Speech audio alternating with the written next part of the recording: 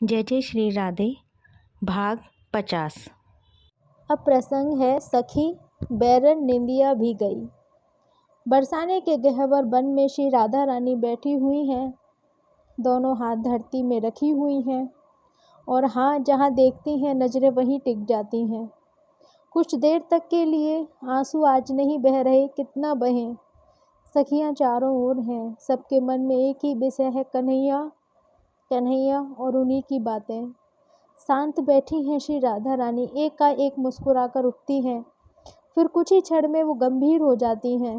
कुछ देर बाद वो सबको चारों ओर देखने लग जाती हैं। ऐसी दशा देख श्री जी की निज सखियाँ बस भगवान से यही मांगती हैं कि कन्हैया को भेज दो वृंदावन। हे विधाता, मिला दो दोनों को, अब हमसे इनकी ये दशा देखी नहीं जाती। पता है मेरे सपने में कन्हैया आए, एक सखी ने कहा।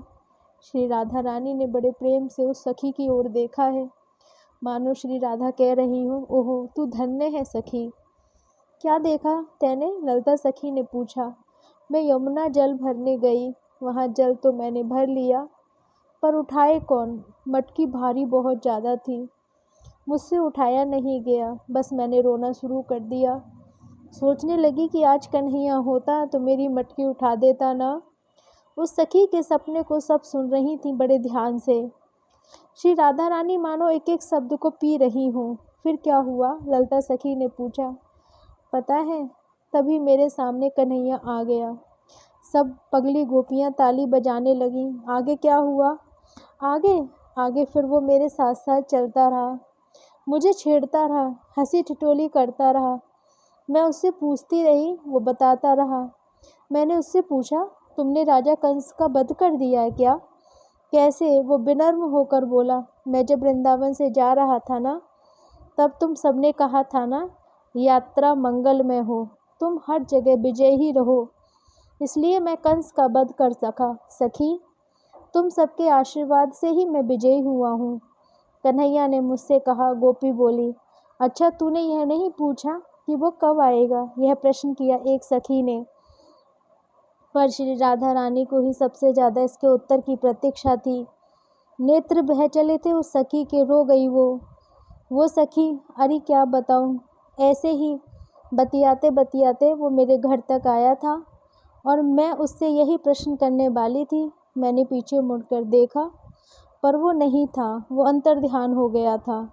मैं रोने लगी, तभी मेरे पति ने मुझे जगा दिया। ओहो, जब उठी और मैंने जब आसपास देखा, तब लगा रही कंगालन की कंगालन हूँ।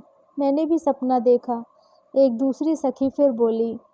श्री राधा रानी ने उसकी ओर देखा और इशारे में कहा, सुना?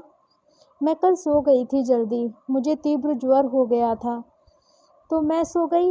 यमुना जल भरने गई, जल भर लिया और उठा भी लिया, पर कुछ कदम ही मैंने आगे बढ़ाए थे कि कांटा गड़ गया, मेरे पैरों में कांटा गड़ गया सखी। ललता सखी बोली, फिर क्या हुआ? फिर क्या होना था? मैं रोने लगी।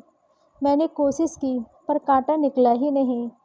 मेरे सामने अब कोई उपाय नहीं रह गया था। मेरे मन में तभी आया, काश कन्हैया होता। बस उसी समय कन्हैया आ गया। कहाँ से आया पता नहीं, मैं उसे देखते ही आनंद विभोर हो गई। वो आया, बड़े प्रेम से उसने मेरे पैर का कांटा निकाल दिया, फिर मेरे साथ ही चलने लगा बतियाते हुए। तुम तो मथुरा गए थे ना? मैंने पूछा। हाँ, गया तो था, मुस्कुराते हुए बोला वह। फिर कैसे आ गई? हाँ, मुझे बहुत अच्छा लग रहा था उससे बातें करना। सखी, तू नहीं है ना मथुरा में, इसलिए आ गया। रो गई सखी। ये कहते हुए कन्हैया ने मुझसे कहा, हट झूठे, मैंने भी उसे कह दिया। तो कहने लगा, हाँ सच में तू नहीं है ना मथुरा में, इसलिए ही मेरा मन वहाँ नहीं लगा। मैं हंसी, मैं झूठ क्यों कहूँ, मुझे अच्छा लगा, मुझे बहुत अच्छा लगा। कहते हुए वो सखी फिर रो पड़ी। सखी नींद खुल गई।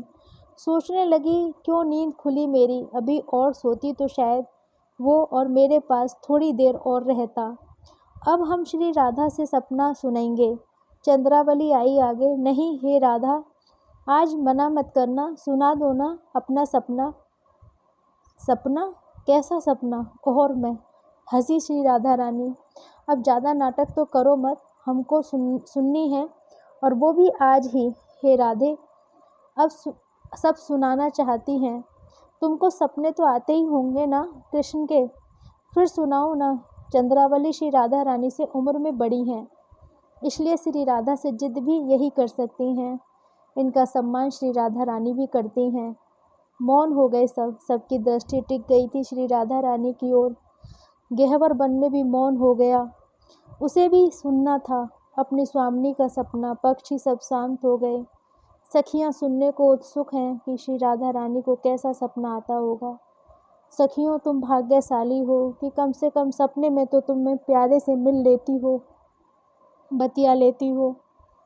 पर मैं अब रो गई थी श्री राधा रानी। मुझसे पूछती हो कि मैं सपना सुनाऊं? अरे, जब से श्याम सुंदर मुझे छोड़कर चले गए हैं, तब से मेरी बैरन निंदिया भी चली गई है।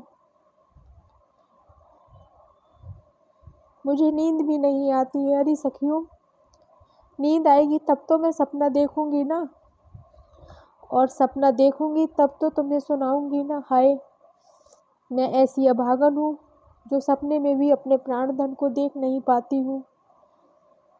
मुझ राधा से भाग्यशाली तो तुम हो सखियों।